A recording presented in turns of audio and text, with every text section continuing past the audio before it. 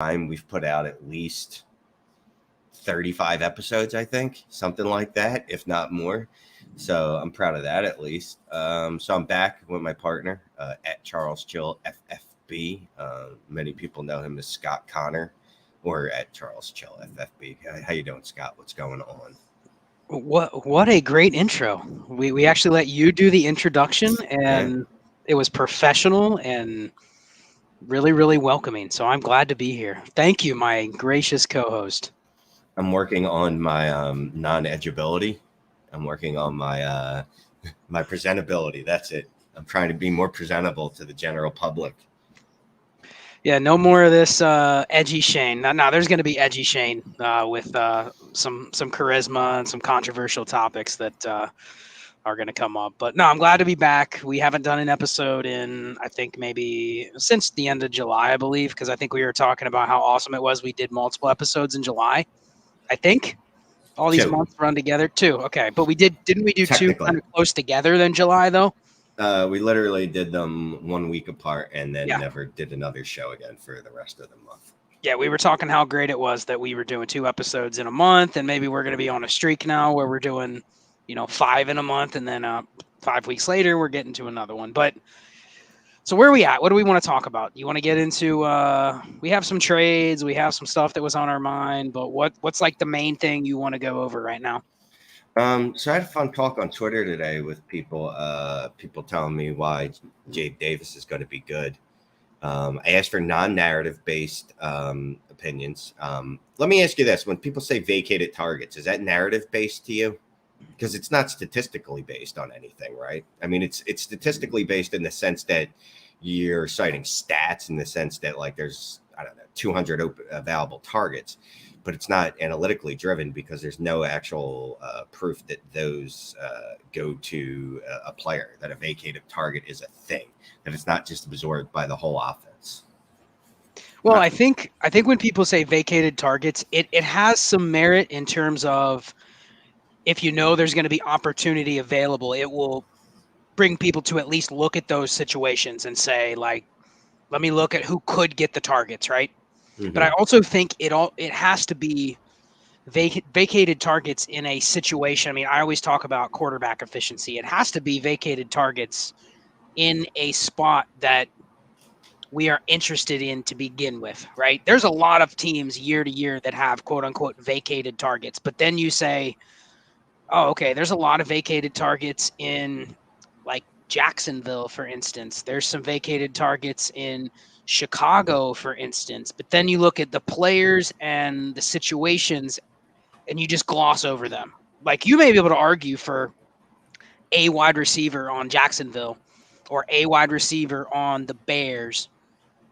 And you can say, well, this guy could be like relevant because he could get some of the targets, but you're never going to just gravitate towards, I got to have that guy and keep moving him up and up and up. And that's the difference with the Bills is, yes, there's vacated targets, but there is a hyper-efficient offense that we think are going to throw the ball a lot as well.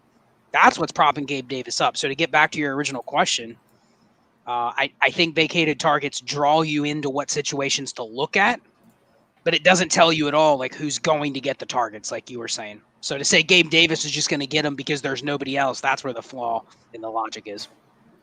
All right. Well, just, I was just wondering, but no, I tried something new today. Instead of just being a jerk off and being like Gabe Davis sucks and all you people are stupid for liking Gabe Davis, I asked, can you give me some fact-based data? And, I'm happy that I did because now it's given me some ideas for articles that I can dig into and some data I can play with. So I'm playing with yards per route run, and I'm going to, just because we know things are facts doesn't mean that you can't go back and check them. I want to go look at some of the vacated targets over the last few seasons and see how that's played out the following seasons.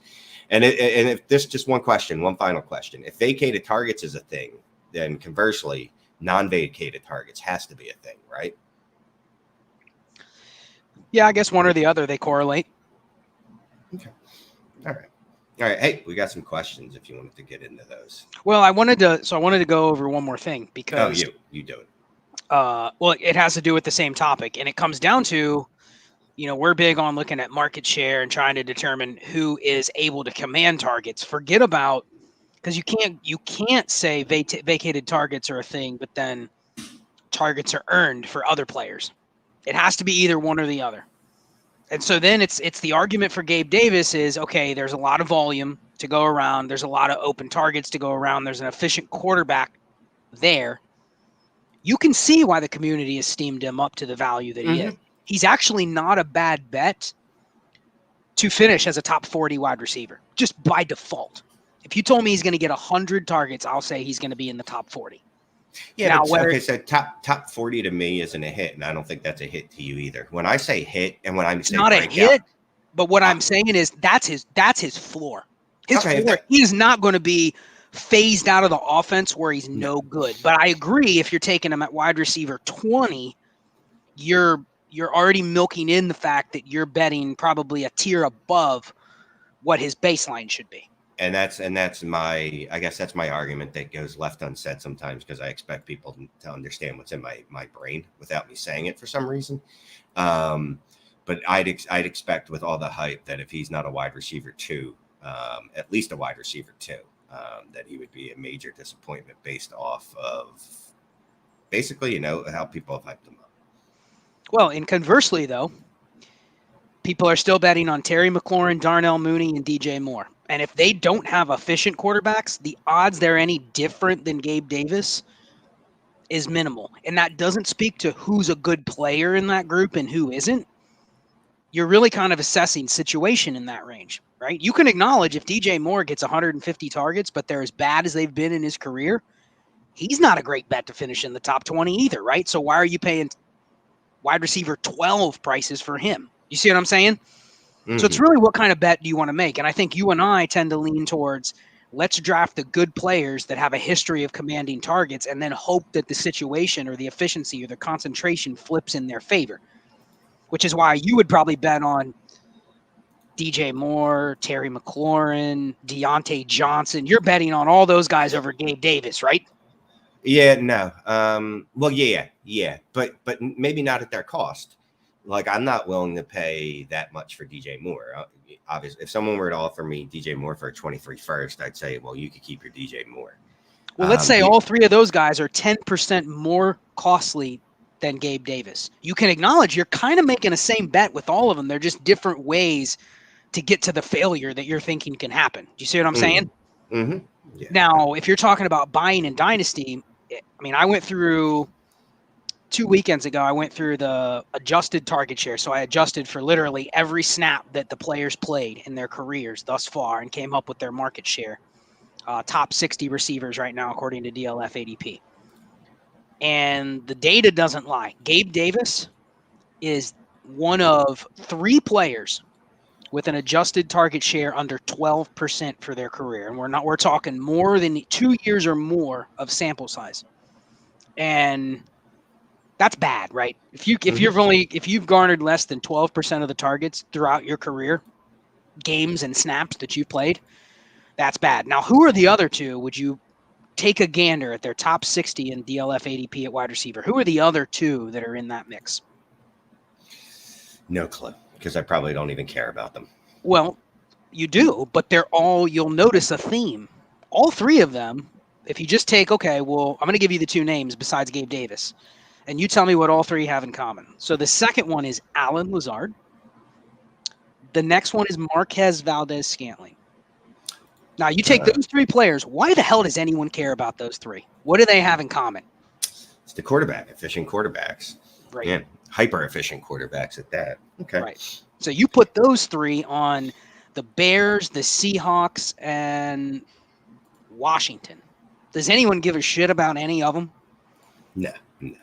And so that's the converse, is like you can probably look at, if we believe targets are earned, then you can get away with targeting these guys that are in bad situations that have a history of being able to draw targets. And there's a bunch of guys out there like that where I look at their career market share and I go, Deontay Johnson, 23.01%. Terry McLaurin, 23.3%. Marquise Brown, 23.2%. DJ Moore, 24.3%. Like I'm willing to buy these guys. DK Metcalf, as much as I kind of crap on DK Metcalf, 22.8%. You know what I mean? Like, I'll buy these guys because all it takes is a flip of the situation. And then they blow guys like Gabe Davis out of the water. So that's what we're talking about with the and that's my problem with players like Gabe Davis is, except for the situation, they're not good. And then people try to pump them up in their mind as to why they are good. And they find, and look, some stats are stats. You could, and Matthew Berry noted this in his article a couple weeks back. You can make a stat say anything you want it to. It's the truth, but you choose what stat you want to use to make the argument you want to make. And, you know, like I said, yards per route run might be although it looks like it's a predictive stat, I'm going to go check that out myself. There's a lot of other statistics you can use to say that Gabe Davis is not going to be the one. And if his only things that make him the one are he's tied to a quarterback and he had an impressive yards per route run, I'm willing to bet against him. Well, there's one more that I wanted to add in this mix that you've identified as being somebody you are out on, but he is currently wide receiver 24 in ADP. Career market share 17.1%. Any idea who that might be? 17.1? 17.1% career market share, and this will be his 6th season. So we have a good sample size of this player and what he is. That can't be Allen Robinson. He's been in the league much longer. He's got larger target shares. Correct. Mike Williams, wide receiver 24, and he is being steamed up simply because of what? His Justin quarterback. Herbert. His Justin Herbert. Now, mind you, what I love about the arguments like this is they're so narrative driven that you can use whatever you want. So people tell me, well, he finished as a top 12 wide receiver last year with Justin Herbert. And I go, well, yeah, but he also finished as a wide receiver 40 the year prior to that with Justin Herbert. So one of them, you can't use narrative stuff like that just to say, make your case, because you can cherry pick and say whatever. Because also he was a wide receiver 12, but I can point out, well, he was a wide receiver 5 through the first 4 weeks. And then, 40% of his production came in the first 4 weeks and that in the final 13 weeks or whatever, you know what I mean? Like he was really a wide receiver 30, something like that. It's just very arbitrary how we pick things like that. You know me, I'm simple. I just want things binary, this or that. Well, and that's why you mentioned Allen Robinson. Listen, he's got almost 24% career market share, and now he's going to a hyper-efficient offense. So there's a reason why you would say, I want Allen Robinson. There is a reason why people are pumping up Jerry Jeudy and Cortland Sutton. At least those guys are at 20% for their career. So at least you could tell yourself a story where Cortland Sutton, Jerry Jeudy, and Mike Williams are all the same guy, except for if everything was equal. The other two are better than Mike Williams. So it's really, can you just get past the efficiency of the quarterback? So it's interesting looking at this stuff. Juju Smith-Schuster is basically the same thing as Mike Williams, except for one is wide receiver 35, 38. One of them is wide receiver 24. There's no difference. There's literally no difference. So I'd rather have Juju at the cost. Someone dropped a question in there. They noted Pittman hasn't broken 20%. Yeah, Pittman was a 25% target share last year. He's 19.4 for his career, but 25 last year. That comes out to, what do you want to believe? His 2 years worth of sample size or last year? Because it was obviously trending way up. It wasn't like he's been 2 years at 19%, No. Well, but we can say what we can say is, right, he didn't face plant in his rookie season, statistically, production wise, and his ADP didn't drop. So these are all reasons to believe in him. And then in the following season, he went out and commanded a 25% target share. Whereas I hate to be like I'm picking on Gabe Davis, but he's just the easiest example for me. He didn't face plant in his rookie season, right? He had over 500 yards, fine. His ADP stayed similar, but then he made no progression the following season. Unless you're only counting, again, if you want to slice the season up, like a couple of people did on Twitter, they're like, oh, well, when Sanders got hurt and he took his job, which is a whole other thing in my mind, because, well, then he's not good enough to take Sanders' job before he gets hurt. But I digress. You have to slice it to make it look like what you want it to look like. Whereas if you look at Pittman, there's an actual linear progression that you want to see. Now, we got a lot of questions in here, man. And we got breaking news. We got to hit it. We got to talk about it. Because this is going to end up being my best draft pick ever in fantasy leagues. Antonio Gibson today is returning the opening kickoff for Washington, and Brian Robinson took the first carry. Is Antonio Gibson just completely done? Like, what is he to you?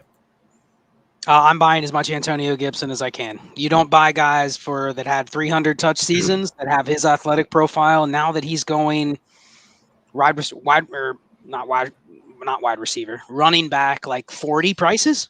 Mm-hmm. Like you would say right now, if you went and tried to trade Antonio Gibson, are you able to trade? I'll throw out some names and you tell me if you think you'd be able to get this done in more than half of the offers that you made. Straight up, running back for running back. Can you trade Antonio Gibson for Tony Pollard? I don't think you could right now. Nope, I agree. Can't get Pollard. Can you trade Antonio Gibson and get Dameon Pierce? No. Nope. Can you trade Antonio Gibson and get Ramondre Stevenson? No. Nope. How about Chase Edmonds? Maybe. We're getting into the realm of where maybes. And you can see people would say I'd rather have Edmonds, right? Because at least I know he can catch the ball. Yeah. Isaiah Spiller. I would hope that you would take Gibson over Spiller. I would hope no one would say that they want Spiller over Gibson. Okay, Rashad White. I think you could still Gibson. But you'd agree if you went to the White or Spiller manager and said, I'll give you Gibson, they may go, nah, I'll take the guy that has some upside, right? Yeah. So that's where he's at. And I'm fine with buying a guy that's had a 300 touch season, so I ran some data last night of running backs that have hit at least 12 points per game in their first 2 seasons over the past decade. And 12 points per game, what does that mean at running back? That's like nothing. You know what I mean? That you just get volume, you can get 12 points per game. There's only been 53 running backs in the last 10 years that have hit 12 or more points per game in their first 2 seasons. And on average, those guys that do it that are not like UDFAs or round 6 or 7 picks, they go on and do it another 1.5 or so times in their career. So I'm not saying Gibson, he's clearly on the way down, but if I can start collecting in the, Darrell Henderson, Alexander Madison type range of that, I'm buying those guys like 2nd round picks. I'm fine collecting him just because he's now like he might be an injury away from being able to start him, but who cares? I'm giving up a second. You know what I mean? That's where I'm interested in buying, because not a lot of the guys in that range, like, is there any difference between Tyler Algier and Antonio Gibson? Yeah, I've seen Antonio Gibson actually produce on volume. So if given the choice, you get my point. I get what you're saying. They're in the same range, and it's like I'm now buying a backup that I just need to hope is a spot starter at some point in the next couple of years. I'm not buying because I think his value is going to go back up to a top 15 running back. And I think that's where the disconnect is. I'm buying just because his price now is at a point where it probably fits a lot of my rosters, Right. Yeah. I got you. It's one of those things where I think he's going to be hurt value-wise based on the perception of what we thought he could be and now what he is. And like you said, he's more in the Tony Pollard realm, when last year at this time he was being hyped as the DC CMC. It's the overcorrection narrative to where he wasn't what we thought, so he must be so bad that he's now below players that were never, ever good. Yeah. And that's where you want to start buying. And I think you see that with a lot of players out there that they didn't ascend how we thought. I mean, you remember people calling Antonio Gibson, he's going to be Christian McCaffrey. You remember that? Yeah, he was the DC CMC. That's what I just said, man. That's what he was going to be. Yeah. No. And right. Let's get into the questions. Ridley Truther has a question regarding what's his face? Brian Robinson. Would you trade him for a 2nd rounder? Yeah, I'm probably taking a 2nd rounder for him, because in most drafts I got him at 210 and 14 teamers and 3rd rounds in most other drafts. So yes. Yes. Point per carry. Here's what I want to do. If I get a 2nd for Brian Robinson, I want to counter with at least another running back thrown in. Just throw me a guy. Throw me like Sony Michel or Raheem Mostert or someone like that. Give me the 2 for 1. But I mean, that's what I want to do. Push comes to shove, I'd be fine selling a couple shares of these types for seconds. I mean, speaking of that, who are the rookie running backs in this range that you would not take a 23 second for? Like, are you selling Dameon Pierce for a 23 second? Or you want a little more? I think I should get a little bit more after all the hype. And you know what? Now that I think about it, you got to give me a little bit more for Brian Robinson too. It might even just 2nd and a 3rd. Yeah, it might just be the principle that matter. Like he's earned more. Pierce, I'm probably just going to hold on to until at least week 1 and see what happens, because he's another guy I probably got in the late 2nds, early 3rd, right? So again, if I don't trade him, it's not like it's going to destroy my roster. It's not like I was counting on him to be a running back one, and it's not like that losing that value from a 3rd round draft pick should hurt me that much. Agree. Calvin Hobby, what's up? Still the best DLF host, don't you agree? Just in terms of pure host. Give him props. Give this man props. I know. I don't know if Cal saw me trying to open this show, but it's a sad, pale version of what he does. Cal is beyond DLF. I think one of the best hosts, period, out there. Yeah, drop Shane a DM. You can work with him one-on-one and give him some hosting tips. We do have a couple of trades. Let's throw these up. We had Dylan that posted this right at the very beginning. He has a 12-team Superflex start 11. Yes. Right there, Shane. What is he doing with Treylon Burks? You're holding him. I mean, his value is starting to rebound. Unless I'm watching the wrong Twitter streets as Dylan. Maybe I'm seeing a different one. But everything I've seen on Treylon Burks, he's just been absolutely washing cornerbacks in practice. So I think you're fine. He's what you thought he was. If anything, if people are still willing to give a discount for him because they're a little worried about his asthma from 5 months ago, cool. Move on it and pounce on him. That said, if anyone offers you a 23 first for him, sell his ass. Oh my goodness. Greg, 12 teams, start 10. He's got 7 firsts in 23 and 8 firsts in 2024. So he is basically like Mike Tyson his league out of picks. You know, he controls the market for the next 2 years. They have to go through him. But what's he do? He needs a good quarterback. We don't know anything about the rest of his roster. What are you doing? You taking three of these firsts at least and trying to just go to down the line at the top guys, or because he could go buy 2 of the top quarterbacks and still have a couple firsts left.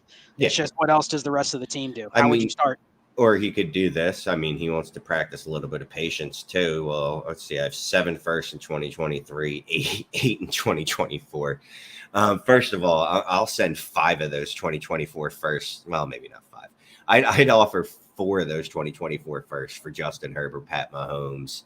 I want to slam dunk. Like, I'm not even going after Jalen Hurts here, Deshaun Watson, guys that I like, but have their own questions about them, we'll say. Yeah, we'll say questions. That's a good way to put it.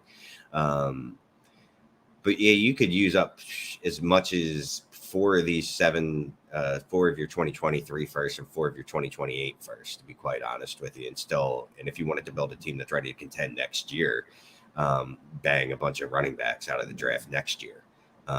Personally, that's my favorite quick fix. Like, all right, this rebuild is done. I don't feel like rebuilding anymore. I'm just going to use a bunch of these picks on running backs. And I feel like next year's class would be a good class to do that in, as opposed to this year when you would have gotten, Breece Hall. You would have had to gotten 101, 102 and gotten Breece Hall and Kenny Walker, and now not even be sure, like, all right, is that good enough? Next year, you should be able to get running backs after you add a quarterback this year that can make your team an instant contender.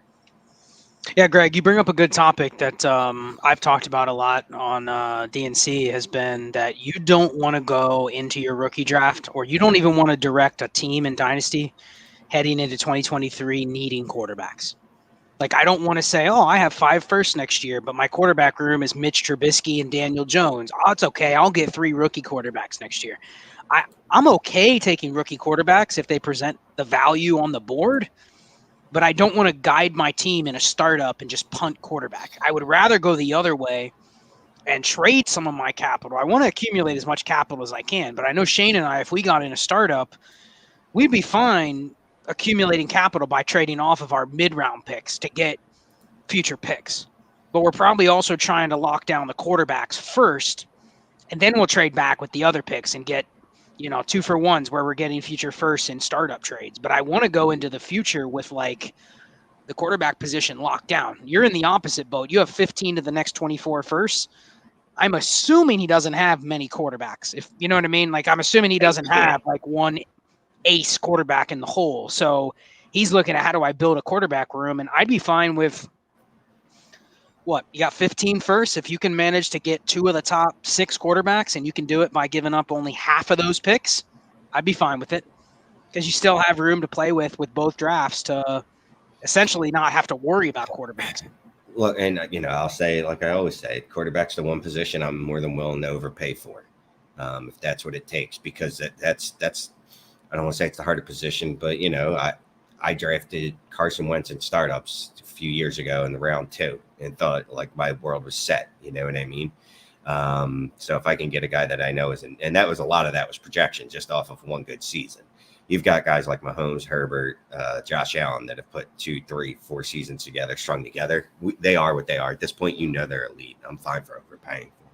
And then figuring out the other positions with all the picks I have. Shane, you can work on your promotion skills. I'm going to throw this up there by Jack. What should Jack do? Oh, Jack. Excuse me. We have Dynasty Trades in 5 where we do roster reviews. Go on the Dynasty Pandemic app. There's a Google form to fill out, or just hit up Clay something. Send a DM to @TradesIn5 and just ask, how do I get a roster review? And we'll go from there. We'll talk to you soon, Jack. Thanks for the question. We love roster reviews. So piggybacking on your last comment about the quarterbacks, Isco Alcaron, cool name. 12-team Superflex rebuild, wants to know what he would pay for Watson. So I'm assuming he's in the similar situation as the last person has a lot of 23 and 24 picks, which he says he does. We don't know how many. We don't know where. What are you paying for Watson? Would you throw out 2 23s for Watson? Yeah, so the baseline is 2 firsts, right, for a quarterback in Watson's tier. And even that's a discount because of his other issues. But I am kind of thrifty, so I am going to first start with can I do it for a 23 first and a 24 first? No. All right, can I do it for 23 first and 2 24 firsts? Again, remember those 24 firsts aren't as worth as much as 23 firsts due to all types of economic reasons, opportunity cost, time valuation of money. Also, we know the 23 class is absolutely bananas. I'm not sure what economics book that's in, but it's in one of those chapters. So you'd give 2 24s with a 23 before you went to the 2 23s? I'd prefer to, yeah. Okay, interesting. Yeah. Interesting. So I guess if he offers a 23 and 2 24 firsts and the Watson manager still declines it, is that almost one where that Watson manager is just so dug in you probably aren't getting him? Because that's a lot for a guy dealing with what he is. That's almost the same price as you'd pay for Lamar, Kyler, Burrow. You know what I mean? And that's some risk. So that's what I was going to say. So then my next step would be, without burning this bridge, is going to the people that roster Kyler, Lamar, especially Lamar, since for whatever reason people are down on him, and Kyler as well because he plays Call of Duty, so we don't like him.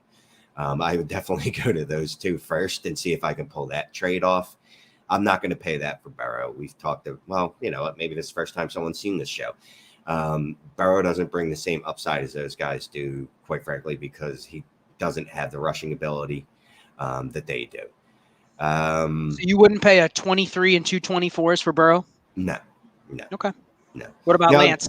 No, that's too much because of the uncertainty, and I do like Lance. But Lance is the next tier down. Although, see, this is where I don't want to get to. I don't want to get to starting to make bets on Lances. I don't want to start. So it's the top 3 guys and Kyler and Lamar, and that's where you're stopping. You're not going to Burrow, Russ, Dak, Lance. You're not paying 3 for those guys, right? No, they can get 2 firsts. They're definitely worth 2 firsts. And if it's Lance, it's going to be definitely split between 23 and 24. You can't have 2 2023s. Makes sense. Yeah, I mean, I think you have the ammo. It's just about don't settle. Go down the line. Like, okay, shoot your shot for Allen and Mahomes and Herbert. You're going to get declined, and you probably don't want to pay the 5 first that they want. So go to the next tier. Shoot your shot on Watson, then Kyler, then Lamar. And if none of those guys move, then go down to the next tier. But you're starting at like 2 firsts. You're not easily going to give away 3. And I kind of agree with Shane. Like, don't overpay for 1 when you haven't tried everybody in the tier for the lower price. So that'd be my advice. You never want to get fixated on just the name. You want to get fixated on the type of player. All right, another one from Ridley Truther quickly. What do you think of Amon-Ra St. Brown, Shane? He's like Gabe Davis, but like good. But what he produced, right? So it's funny. So Amon-Ra St. Brown is the perfect discussion point for this. It's targets are earned. And then you go, yeah, but look who else was on the field. Well, you know what? He still earned them because those targets could have been spread out amongst him, Josh Reynolds, Tyrell Williams, whoever the hell else was there. Khalif Raymond, was he playing at that point? I don't even remember. Doesn't matter. Those targets could have been spread out amongst whoever the Detroit wide receivers are. They coalesced around him.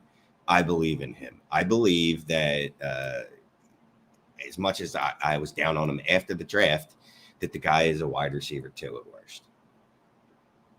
Well, what's the argument for Gabe Davis? Well, who else is on the field, right? That's so it's the same thing as last year for Amon-Ra St. Brown. Except that Amon-Ra St. Brown got onto the field and earned targets in his rookie year. Agree, right? Yeah, I get what you're saying. It's you could use the same. You could literally use the same argument against him that you used for him. Well, but yeah, if Amon-Ra St. Brown had last year's season on the Bills, oh my, his price would be crazy. He'd be the wide receiver 1 in all football. No, but he'd definitely be more expensive than what Gabe Davis is, simply because of his production versus just being on the field in that situation. So he did say he traded. I like this move that he made, though, trading Waddle, Kirk, and Ty Chandler and getting Amon-Ra a 23 first and a 23 second. Yeah, I think that's a good trade. That's one of those you're looking at Amon-Ra versus Jalen Waddle, and you're kind of like, would you be shocked if those guys kind of finish in the same range, like wide receiver 15 to 30-ish, you know? No, and I'd expect Waddle to have I'd expect Waddle to definitely have more long-term value than Amon-Ra. Yep. All right, Wyatt has a question. 10-team startup, start 11. We're kind of getting to our trades in 5 routes here. Allen went 101. Well, let's see. Got 101, took Josh Allen, traded 210 and 301. So he did what we usually talk about, trading the 2 for 1. But he doesn't look like he got a pick back, which I don't love. 10-teamer, I don't love this either, because I wonder who was there at the 210. Was it like Russ Wilson, or you know what I mean? If that's the case, you probably gave up a little too much. What do you think about this? Do you think it's a little bit of an overpay? Look, man, I got burned bad doing this last year because I put my bet on an unproven quarterback like Trevor Lawrence. I'm fine with this if I'm doing the 110 and it's a different quarterback, and I like Lance, but I don't particularly like this. Like you said, it's 10 teams. I would love to see, and obviously he wouldn't have known who would have been there at 210, but he probably could have projected to see who else was going to be there, because quite frankly, I would have been fine with adding a Kirk Cousins right there.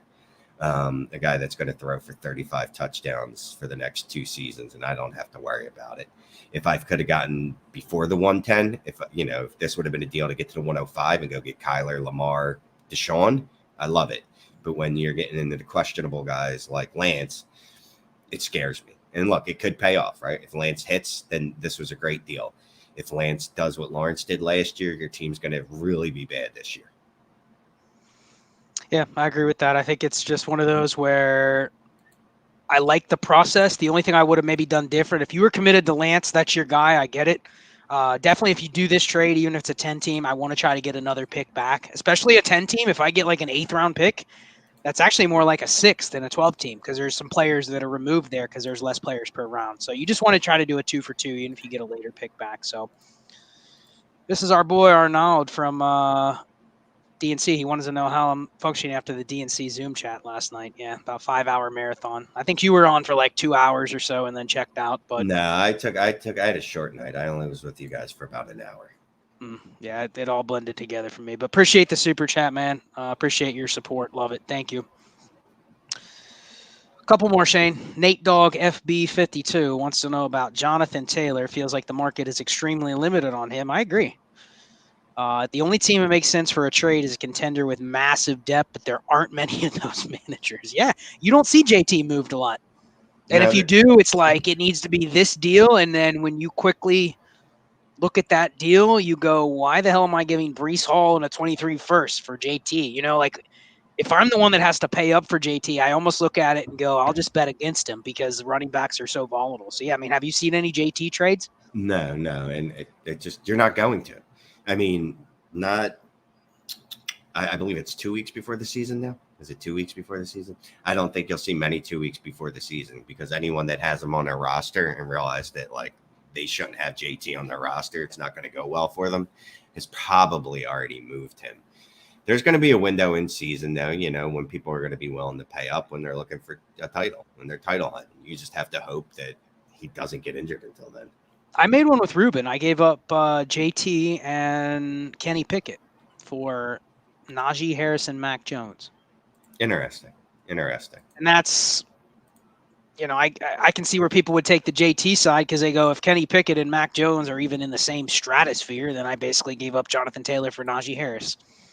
So we'll see. It's point per carry, though. So, I'm okay with Najee just because they're going to give him a ton of carries. And they kind of are closer together, even though JT is clearly a better running back. But, yeah, I thought it was an interesting trade. Okay, we got another one. Speaking of Breece Hall and Mr. Preseason, George Pickens, 12 teams start 10, Superflex, order 66. Breece Hall or George Pickens in a 23? I'm going to have to take Pickens in the 23 first. Yeah, it's almost like getting 2 firsts for Breece Hall, right? We would have probably done that on the clock if you could have traded back from the 101 and gotten 223 firsts. You probably would have done that. So I don't hate taking that side. I agree with you. Casey, we know Casey from Trades in 5. Sup, guys? What are you guys doing with Miles Sanders? This is a perfect one for Shane. Can't get a 23 first, and a second seems too low. Second is the second too low, Shane? I don't think it is. It's not too low. All right, Casey, I don't know if you like reading or not, but I wrote an article on fantasy data where I just basically eviscerated any hopes for what do you call that guy? Miles Sanders. There's no hope for regression. Everything he's done has been bad since his rookie season. He's efficient. I'm sorry. He's efficient. So if you like guys that are going to get 10 carries and get you 50 yards a game, he's your man. But if someone's offering you a second for him, go ahead and get that. And obviously get a filler running back on the back end too. But no, I'm moving him for a second all day. But then he pops up with a hamstring injury too, and he hasn't practiced they're just being precautionary, mind you, but he hasn't practiced since the Jets game 2 weeks ago. Yeah, and he has a history of injuries. What do you think? Because Kenneth Gainwell's hurt, Boston Scott got a concussion. Do you think there's a chance the Eagles swing a running back trade before the year and just get another body? Well, no. So here's the thing. So Boston Scott came back. He did miss some practices, and Kenny Gainwell's been practicing pretty well. I think the Eagles are fine. When they showed you last year when they ran out Jordan Howard, Boston Scott, and some other random guy that they just found, like in the lost and found. They don't value the running back position that way. They got Jalen Hurts that if they really need a rushing touchdown, that's the dude that's going to get it. And when Miles Sanders plays, great. We'll get what we get from him. So you think they're a candidate to maybe sign somebody that gets cut, though?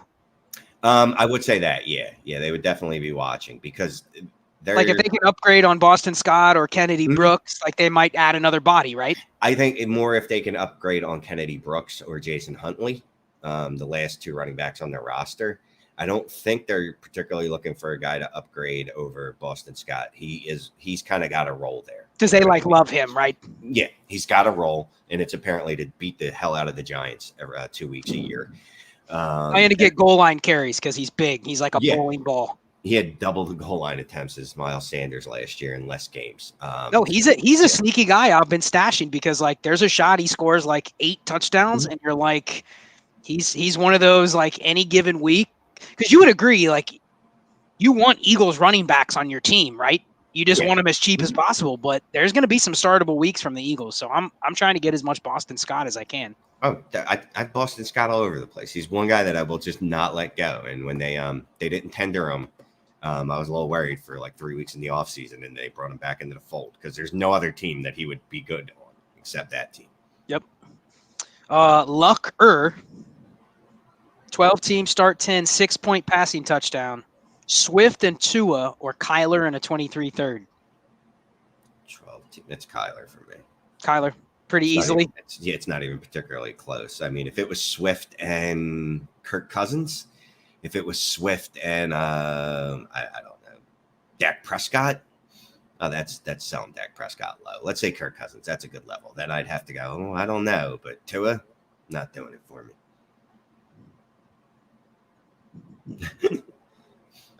Thanks, Troy. Made me laugh.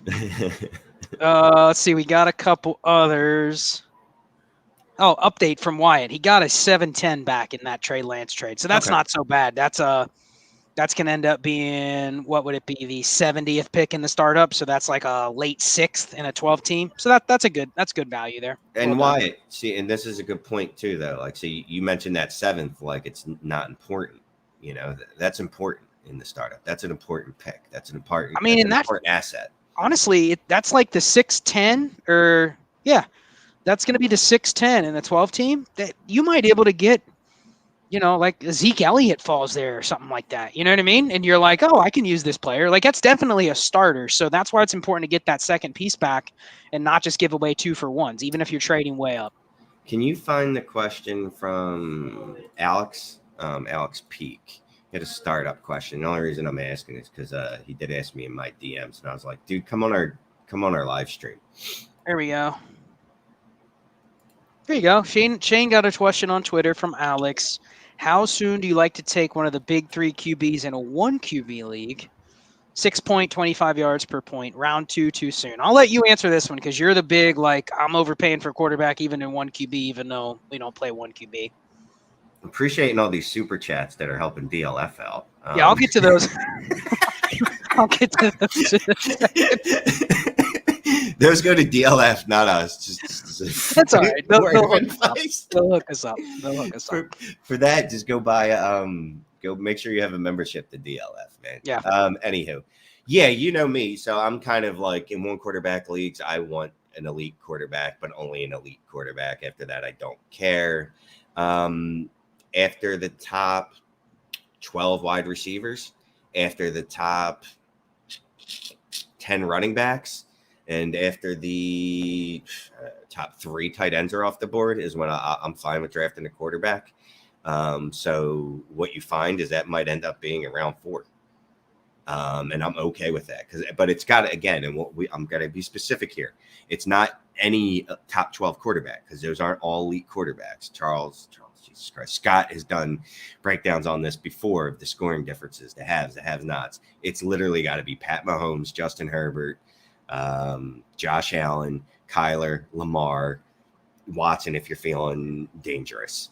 You know what I mean? I'm not talking about Dak Prescott. I like Dak Prescott, but I want guys with weak. Jalen Hurts, you put him up there maybe ahead of Burrow, Dak, Wilson, just for the 1 or 2 year window. And if he gets extended, he jumps over those guys. Yeah. Hurts easily is over all of those guys because of his upside. And actually just, definitely. So that's where I'm going. It's probably 3rd, 4th round. Casey gave DLF a super chat. Thank you, Casey. He said he read your fantasy data article and he wants Miles Sanders off of his rosters. So yeah, that article with another company got DLF $10. Great job, Shane. Good job. Look, and when I wrote that article, I wanted a reason to still believe in Miles Sanders. Trust me, I did. I was like, dude, he's still efficient. He's really efficient. That is all that dude has going for him. Target share, yards per route run, everything is bad since his rookie season. Just continues to drop. So, okay, we already talked about I would buy Antonio Gibson. Does the price have to go lower? Like 2/3 would you buy Miles Sanders for? Or you just want to save those for something different? 2/3. 2/3 is fine. 2/3 is fine. Yeah, because if I'm betting against myself, you know what I mean? Like 2/3 is fine. If he can somehow stay on the field, and he's going to probably give me a game where he gives me 20 points and maybe everyone buys into him again and I can actually trade him again, which I doubt. But, I'm just talking myself into the positive here. But 2/3 is nothing. Well, the 1/3 is usually the price of like 1 spot start. Mm-hmm. So if you give up 2/3, you just hope like you can maybe know when to start him twice. Yeah, and he can ride the Eagles offensive line and efficiency to a usable week. That's really what you're trying to buy. Right. But if you said I just don't want him and I want to use those 2/3 later to buy other players, I wouldn't be like, you're wrong. You know what I mean? Mm-hmm. So Carlton Means he gave up Christian McCaffrey for an early to mid 23. You good with that? I mean, I want more back. I always want more back. We always talk about this. We don't like 1-for-1s because you're basically making a 1-for-1 bet. So it's a coin flip. You could be way wrong or way right. Yeah, literally 50% chance that you're right or wrong. So we always like to get seconds, thirds, fourths even thrown in just because it's another fungible asset. That said, Yeah, he's a 25-year-old running back coming off a couple seasons of injuries. What's funny is I'd also pay this for him too in the right situation. So this is fine. You know what's a good throw in? Miles Sanders, Yeah, Antonio Gibson, those types. Well, seriously. Yeah. Like that's what you ask for. You don't just accept the 1-for-1, because even if you like the price, the 1-for-1 is, Shane, let's have a competition. We'll flip a coin. I don't want to go into deals where it's just a coin flip, 1-for-1. So yeah, ask for that player back. Koogski. Thanks, Koogski. He gave us a $10 super chat. DLF will thank you. Late to the party, shot a 42 on the back nine. You golf, Shane? No. Badly? No. I've never actually been real adult golfing. I've gone pitch and putt, but never count. full golf. Doesn't count. Yeah, I mean like a real course where there's like woods and tees and stuff like that. No, that's scary. It's fun. I'm scared it's fun. of woods. It's fun, but it'd probably be even more fun with Shane for the first time. That would be good. It would be awful. And he got 23 first for Pickens. I like it. You did good. I know he's the wide receiver one of the class now, and everybody knew that he was 3 months ago, apparently, from Twitter. But, yep, that's what you want to do. You're selling the hype. Okay, so if you have 5 shares of Pickens, you're going to try to get a first in a couple of them just based on the hype. Or what if you only have one? Is that one where you just keep because you want one, or what are you doing if you only have one? No, I have him in 2 leagues, and I made it aggressively known that any 2023 first, and he's yours. But unfortunately, no one in those leagues is biting. I'd get rid of him. There's no portfolio play for me here. I'm leaning on the process play, where this guy was the 111 to 204 in this draft, a weaker class the next year. The odds are in my favor that the pick would be even better than this year's. The prospect would be better that I get, or I could use that for a more, let's see, it's a word I'm looking for, a win now player, like, I don't know, CMC. Okay, so just to go against you a little bit, would you rather, instead of saying any 23 first, would you rather go try to sell him for what you think is a more productive receiver that's not like dead after 1 year? So you're not going in the 29, 30-year-old range, but like, would you go and give Pickens for like Brandon Ayuk in a second or someone like that? Like to try to get another receiver that could be just as good and you get a free pick? Would you try to do that first before you just take a first? No. I prefer the 23 first over Ayuk in the pick in a second. Mostly because, look, I love Ayuk, and I've loved all the narrative this year, but Ayuk still hasn't shown me that he's going to be any better than George Pickens. He's shown me that he can be a wide receiver 3, which, look, we all need wide receiver 3s, but I just prefer to get them by accident than shooting for them. Right, makes sense. CXK 12-team Superflex start 10, 2 tight ends, 1.5 premium. Which really isn't relevant in this trades because there's no tight ends involved. But he gave Etienne and Brian Robinson, and he got Pickens in the 23 first, or Sky Moore, Kareem Hunt in the second. I think I'm taking Pickens in the 23 first and laughing to the bank. Yeah, I mean, I don't know how that's easy, Pickens in the 23 first, because Pickens by himself is worth a 23 first. Twitter has told me that. Twitter has threatened to abuse me if I continue to tell people to try to trade him for a 23 first. You like Pickens better than Sky Moore now at this point? It doesn't matter if I like him. I know the market does. Yep. Yeah, you know what I mean? Like if I were to throw Sky Moore out there, and trust me, I can't get a 23 first for Sky Moore, but I can get a 23 first for Pickens. So here's a quick one for Joe. Large roster leagues, like 35 plus, which is what half our leagues are. 0 RB, Hero RB. What do you think? I'll give my thoughts because I'm pretty passionate about this topic. I mean, I don't know that I tend to build my rosters all the same way when it comes to running back. Like I do want an anchor running back, except that I'll never ever pay for it. So I'll get them in rookie drafts, and then I want every backup running back I can find in the country. But this is more of a you question. Well, and I think it's actually a more viable strategy in larger roster leagues because you can absorb more running backs with your bench spots, right? The real key in where people fail in 0 RB or Hero RB is they actually leave too much waste, leakage, whatever you want to call it, at the other positions. I mean, you inherently might not even be implementing a zero RB or a hero RB approach, but you're constantly preaching. I mean, you, Shane, you're constantly preaching upgrade at quarterback, upgrade at tight end, get receivers that matter. Don't roster clog with a bunch of receivers that don't matter. Don't draft receivers in the 3rd or 4th round of your rookie draft. Those rules actually lend you towards naturally taking kind of a hero RB approach. You might even have 2 good running backs. But if you have 35-man rosters, if you have 2 elite quarterbacks and 6 or 7 good receivers, and you've gone out and tried to trade for Mark Andrews or Kyle Pitts or George Kittle, like if you just have like those 9 or 10 core players, what do I do with the rest of my 25 roster spots? Any running back, right? Like you just naturally gravitate towards the running backs because they're the most equitable to use week to week. And those are the players that can gain instant value, like literal instant value. There's a difference between a wide receiver coming off the bench to start for an injured wide receiver versus a running back coming off the bench to start for an injured running back. There just is. One's looking at an opportunity of where he might, if everything goes great, he's going to see 5 targets. And you're like, great, you know what I mean? But starting running back is going to see somewhere in the neighborhood of at least 15 opportunities. And unless he's just absolute trash, which has happened, we've had guys that I forget the New Orleans guy, but he had like 15 opportunities and gave you 3 fantasy points last Tony year. Jones last year on Thursday Night Football, Thanksgiving. Yeah. Everyone thought he was a smash, and he had like 3 points. And it happens. He gave me 5 points in one league, but it was a PPC. And he gave me more points on the carries than he did the actual production. And it happens, but generally those are the guys with the instant value. Yeah, I think in larger leagues, you just naturally end up doing this. The real key is to eliminate the roster cloggers. Don't be carrying 8 quarterbacks. Don't be carrying 9 tight ends. Don't be carrying 15 wide receivers. Right. By default, you're going to be just chasing any running back that's literally breathing week to week, because that's the one position where you can say, oh, that guy could be worth a third. Oh, that guy could be in my lineup.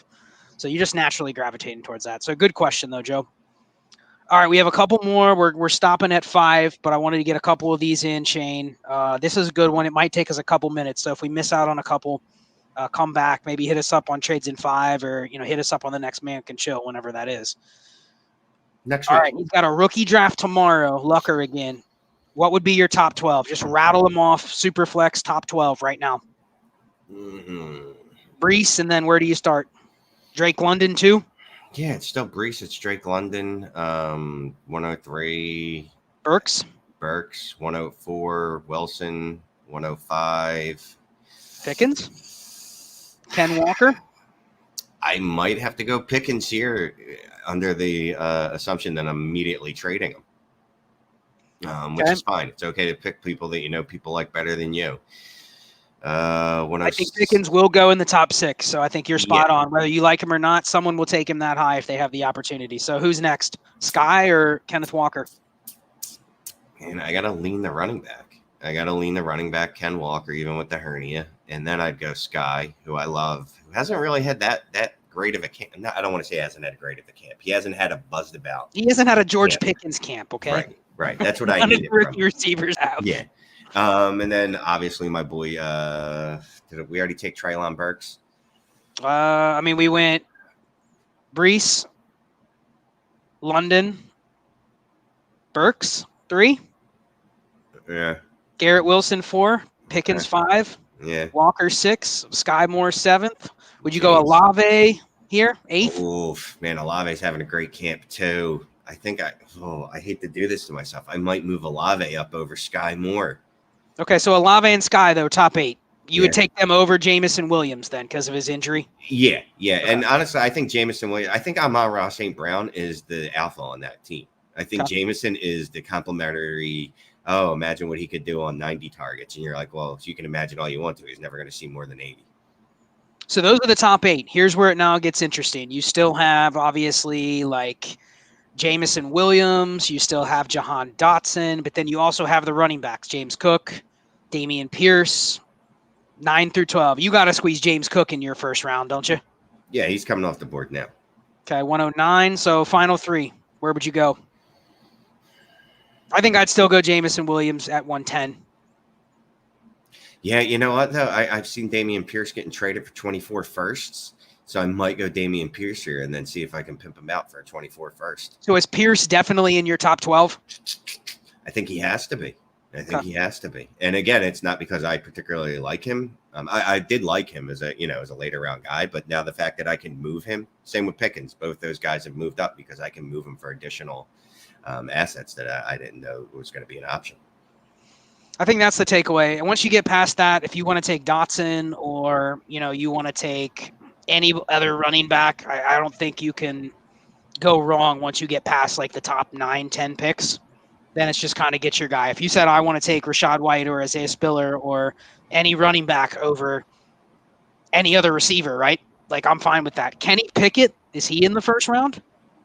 Oh, that's right. This is a super flex. It is, but listen, neither of us thought about him for the first 9 picks. So like, is he definitely first round or? Did I stick Jameson Williams in the first round? I might put Jameson Williams 110. All right, I might slide. I think Jahan Dotson being a first round pick has to go in the first round too, and then Pickett would round out the first. I think is how I would play it. I'll tell you what. For as much as we trashed and bagged on this class, and I said it like immediately after the draft, I ended up liking it a lot more than I thought I did. And that that's because some of them, let's just be honest, some of these players have had really good camps, and the narrative has worked that way for them. Like George Pickens could have gone the other way. If George Pickens doesn't have a good camp, there's no one clamoring for him at 102 like he went in Carlton Means rookie draft yesterday. If Dameon Pierce can't have a good camp, if he doesn't have a good camp, if he's still behind Rex Burkhead and Marlon Mack like he was 3 weeks ago, which he was, then all of a sudden he's not worth that much. It's funny, though, because then he jumps a guy like Rachaad White, who we all like, to I don't even know. Is he on the Tampa Bay Bucks? Is he in witness protection? I haven't heard anything about him. I don't know if he's still on the roster. All right, we got 4 rapid fire trades before we clear this thing out. So let's go. First one, none your business. 10 teams, start 10, Superflex. 2 firsts and a second. And he got Lamb and Godwin. I think I'm smashing. That's an easy smash, don't you think? You're taking the firsts? No, I'm taking Lamb and Godwin. Yeah, that's what I was going to say. You just made your team an instant contender. Yeah, that's in a 10 team. In a 10 team, the quarterbacks are worth less. The picks are worth a little bit less. Yeah. So yeah, I'm taking the receivers all day. Good question. Smart way to use your 23 first there, right? Another one. Carlton had a question. Give Tua, get late first 23, first 24. So that's how I'm reading that. He says that's the rest of his roster. Anything that says I'm giving Tua and getting 2 things that say first, done. It's 2 quarterbacks. It's 2 quarterback leagues. Yeah. I'm still taking the 2 first, though. Oh, no. Yeah. If this was super flex, it probably won't.